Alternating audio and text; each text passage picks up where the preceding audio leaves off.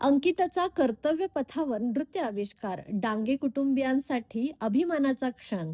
भारतीय प्रजासत्ताक दिनाच्या 77व्या वर्धापन दिनानिमित्त कर्तव्य पथावरील पथसंचलनासाठी महाराष्ट्राचा चित्ररथ सज्ज झाला असून यंदा राज्याच्या वतीने गणेशोत्सव आत्मनिर्भरतेचे प्रतीक या संकल्पनेवर आधारित चित्ररथ सादर केला जाणार आहे.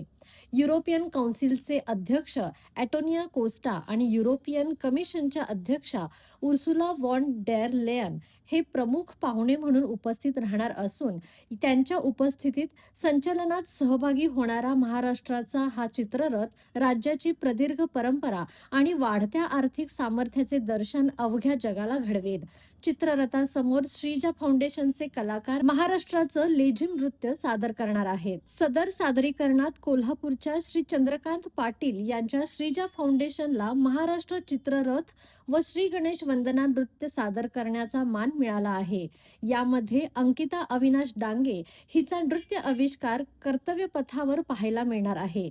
डांगे कुटुंबासाठी हा अभिमानाचा क्षण मानला जात आहे, तर संपूर्ण जिल्ह्यातून अंकिताला शुभेच्छा दिल्या जात आहेत.